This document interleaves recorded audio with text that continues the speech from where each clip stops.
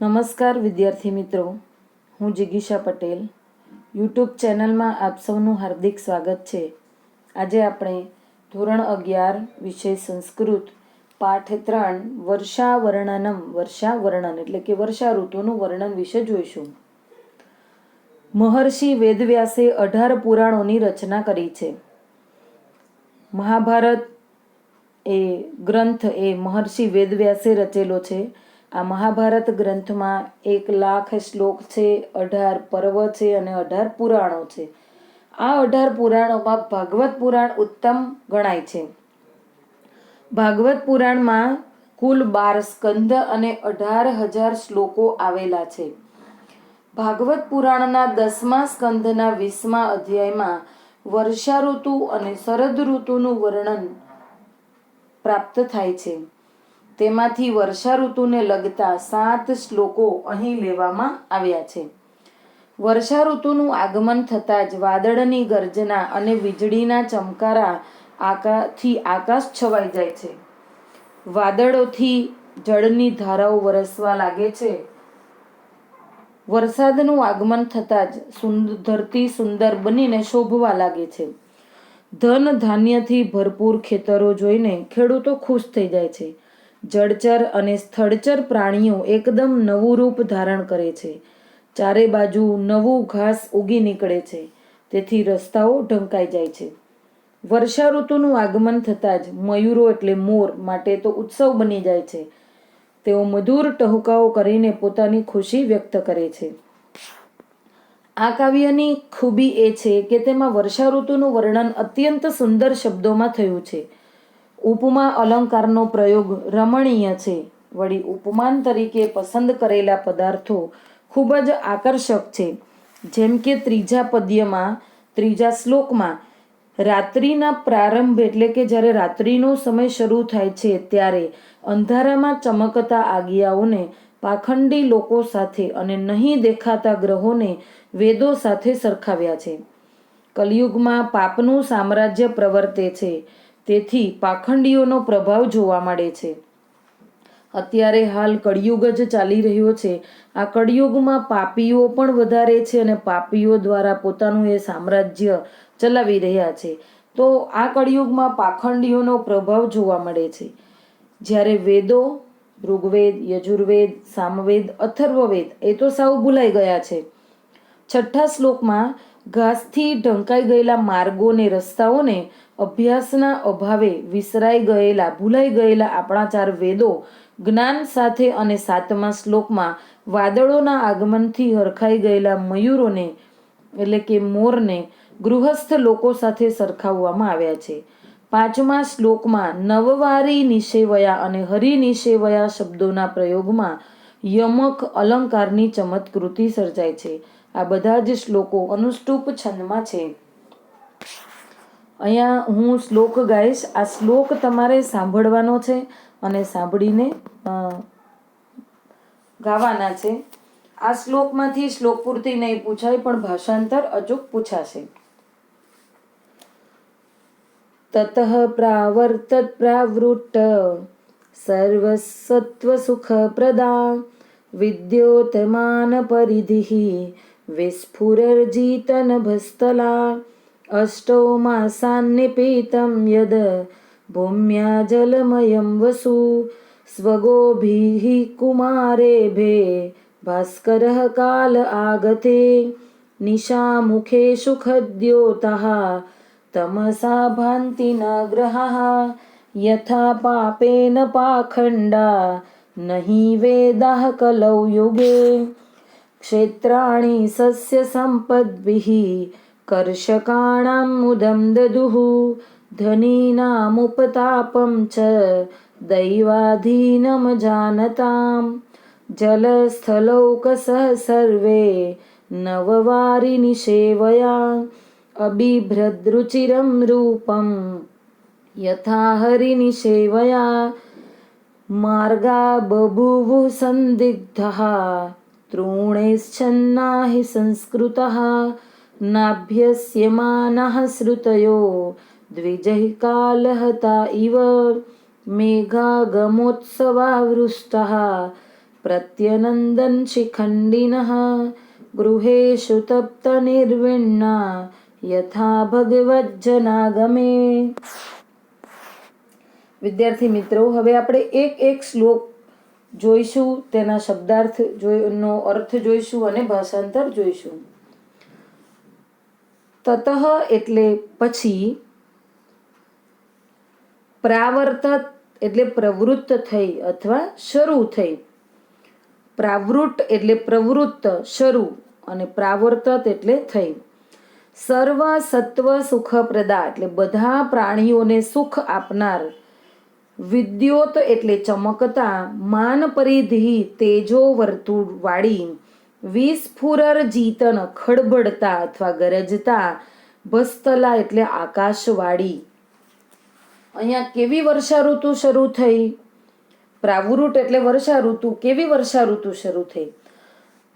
તો આ શ્લોકનું ભાષાંતર જોઈશું કે પછી સર્વ પ્રાણીઓને સુખ આપનારી, ચમકતા તેજો વર્તુળવાળી અને ખડબડતા ગરજતા આકાશવાળી વર્ષા ઋતુ શરૂ થઈ. આ વર્ષા ઋતુ છે બધા જ પ્રાણીઓને સુખ આપે છે એવી વર્ષા ઋતુ શરૂ થઈ. શ્લોક નંબર 2. અષ્ટૌ માસાન નિપિતમ યદ ભૂમ્યા જલમયમ વસુ સ્વગોભી હિ કુમારે ભેહે ભાસ્કરઃ કાલ આગતે.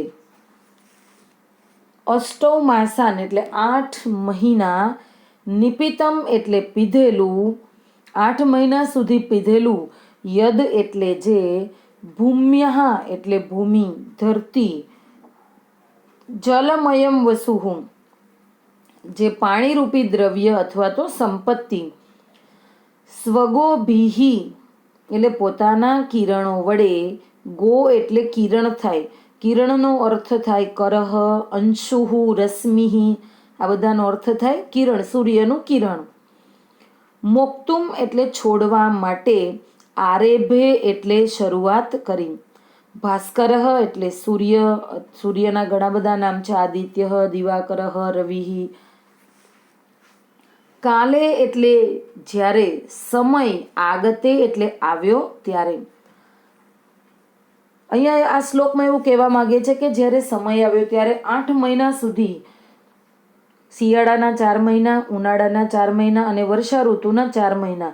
તો વર્ષા ઋતુમાં તો 4 મહિના વરસાદ પડે, તો એના સિવાયના જે 8 મહિના છે, તો એ 8 મહિના સુધી આ ધરતીનું પાણીરૂપી દ્રવ્ય સૂર્યએ પીધું. પોતાના કિરણો વડે ધરતી ઉપર જે પાણી રહેલું છે, પાણી ઉષ્મા રૂપે આ સૂર્યએ પીધું. હવે એ પોતાના કિરણો વડે, આ વર્ષા ઋતુની સિઝન આવી એટલે પોતાના કિરણો વડે એણે આ પાણી, ધરતીનું જે પાણી પીધું હતું એ ધરતીને પાછું આપવા માટે પોતાના કિરણો વડે એને છોડવાની શરૂઆત કરી. શ્લોકનું ભાષાંતર જોઈશું. સમય આવ્યો ત્યારે 8 મહિના સુધી ધરતીનું જે પાણીરૂપી દ્રવ્ય સૂર્યે પીધું હતું તેને પોતાના કિરણો વડે છોડવાની શરૂઆત કરી. નિશા મુખેષુ ખદ્યોતાઃ તમસા ભાંતિ ન ગ્રહાઃ યથા પાપેન પાખંડા નહીં વેદાઃ કલૌ યુગે. નિશા મુખેષુ રાત્રિના પ્રારંભ કાળે, ખદ્યોતાઃ એટલે આગિયાઓ, ખદ્યોતનો અર્થ થાય વરસાદમાં અંધારામાં ચમકતો એક કીટક, આપણે જેને આગિયા તરીકે ઓળખીએ છીએ. આ આગિયો જ્યારે ઉડે ત્યારે તેની પાંખો ચમકતી હોય, પ્રકાશના નાના નાના બિંદુઓ ચમકતા હોય એવું લાગે. આકાશમાં જે રીતે નક્ષત્રો અને તારાઓ ચમકતા હોય તેમ ધરતી પર આગિયાઓની ચમકને પાખંડીઓના પ્રભાવ સાથે સરખાવ્યા છે. આકાશમાં જેમ નક્ષત્ર અને તારા ચમકતા હોય તેમ ધરતી પર આ આજ્ઞાઓ ચમકતા હોય છે. કળિયુગમાં વેદનો પ્રભાવ, આપણા જે 4 વેદો છે એનો પ્રભાવ નષ્ટ થતો રહ્યો છે અને પાખંડીઓ ચારે બાજુ આપણને જોવા મળે છે. તેથી આજ્ઞાઓની ચમકને પાખંડીઓના પ્રભાવ સાથે અને ગ્રહોના પ્રકાશને વેદના જ્ઞાન સાથે સરખાવવામાં આવ્યા છે. આજ્ઞાઓનો પ્રકાશ બહુ થોડા દિવસોમાં નાશ પામે છે, તેમ પાખંડીઓનો પ્રભાવ પણ અલ્પકાલીન રહે છે એવો અહીંયા અર્થ થાય છે. ત્યાર પછી કહ્યું છે કે તમસા, નિશામુખેશુ એટલે રાત્રિના પ્રારંભ કાળે, ખદ્યોતા એટલે આગિયાઓ, તમસા એટલે અંધારામાં, ભાંતિ એટલે શોભે છે, ન એટલે નથી, ગ્રહાહા એટલે ગ્રહો, યથા એટલે જેમ, પાપેન એટલે પાપ વડે, પાખંડાહા પાખંડી લોકો, ન એટલે નથી, હીનો અર્થ થાય ખરેખર, વેદાહા એટલે વેદો, કલૌ યુગે એટલે કળિયુગમાં.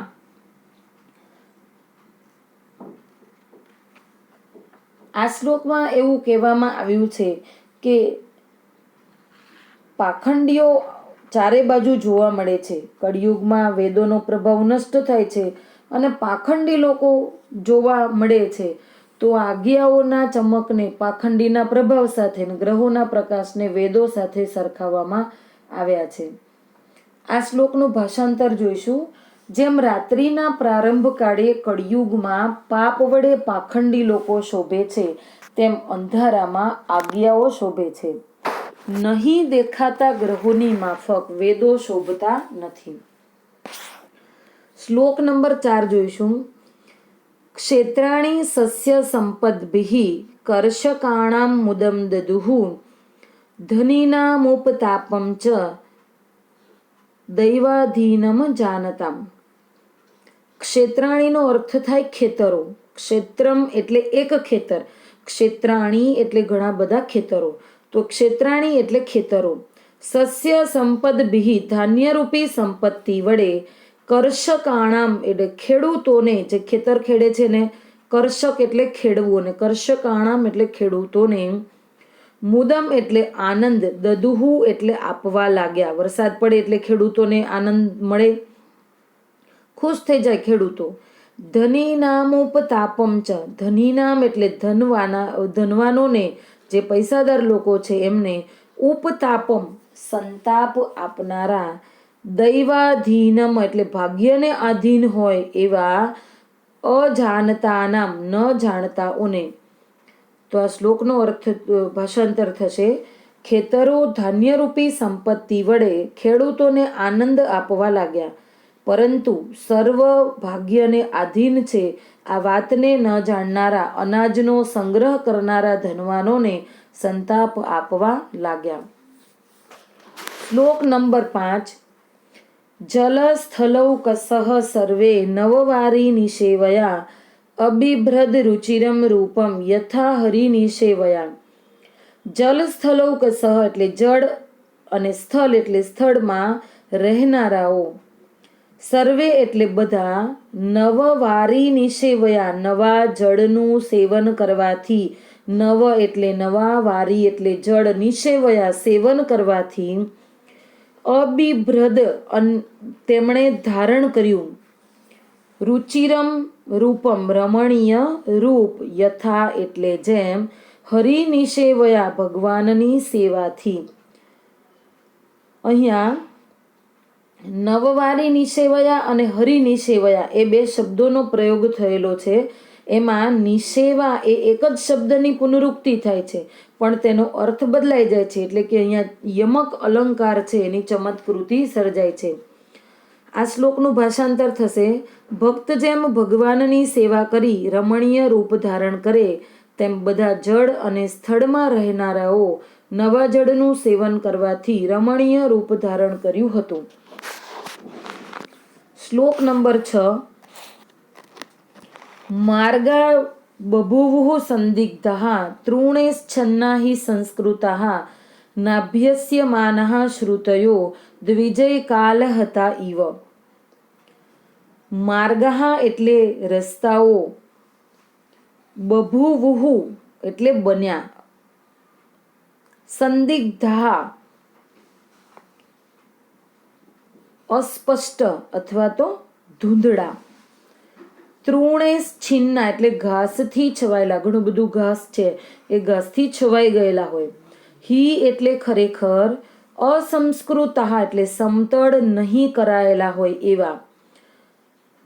નાભ્યસ્યમાનઃ અહીંયા સંધિ છૂટી પડે, ન પ્લસ અભ્યસ્યમાનઃ એટલે કે અભ્યાસ સ્વાધ્યાય નહીં કરવામાં આવતા, શ્રુતયો એટલે વેદો, દ્વિજેહી એટલે બ્રાહ્મણો, કાલ હતા એટલે સમય આવીએ નાશ પામનારા, ઈવ એટલે જેમ. આ શ્લોકનું ભાષાંતર થશે: બ્રાહ્મણોથી અભ્યાસ સ્વાધ્યાય નહીં કરવામાં આવતા સમય આવીએ નાશ પામનારા વેદોની માફક સરખા ન કરવામાં આવેલા માર્ગો ઘાસથી છવાયેલા, અસ્પષ્ટ અને ધૂંધળા બન્યા. શ્લોક નંબર 7. મેઘાગમોત્સવાઃ રુષ્ટાઃ પ્રત્યનંદન શિખંડિનઃ ગૃહેષુ તપ્તા નિર્વિન્ના યથા ભગવજ્જનાગમે. યથા એટલે જેમ, મેઘાગમોત્સવા એટલે કે વાદળાના આગમનને ઉત્સવ માનનારા અથવા તો ગણનારા, રુષ્ટાઃ હર્ષ પામેલા, પ્રત્યનંદન પ્રસન્ન થયા અથવા તો નાચી ઉઠ્યા, શિખંડિનઃ એટલે મોર અથવા તો મયુરો, ગૃહેષુ એટલે ઘરોમાં, તપ્તાઃ સંતાપ પામેલા ગૃહસ્થો, નિર્વિન્ના એટલે થાકેલા અથવા તો ઉદાસ રહેલા, યથા એટલે જેમ, ભગવજ્જનાગમે ભગવાનના ભક્તોનું આગમન થતા. અહીંયા આ શ્લોકમાં વાદળોના આગમનથી હરખાઈ ગયેલા મયુરોને ઘરમાં રહેતા સંસારીઓ સાથે ઉચિત યોગ્ય રીતે સરખાવી અહીંયા ઉપમા અલંકાર સર્જ્યો છે. આ શ્લોકનું ભાષાંતર જોઈશું: જેમ ભગવાનના ભક્તોનું આગમન થતાં થાકેલા સંતાપ પામેલા ગૃહસ્થો આનંદ અનુભવે છે, તેમ વાદળાના આગમનને ઉત્સવ માનનારા હર્ષ પામેલા મયુરો નાચી ઉઠ્યા. વિદ્યાર્થી મિત્રો, આ પાઠમાં આપણે એક એક શ્લોક, તેના એક એક શબ્દનો અર્થ જોયો, ભાષાંતર જોયું. તો તેને 2-3 વખત સાંભળજો, સમજજો અને તમારી નોટબુકમાં ઉતારશો. અસ્તુ.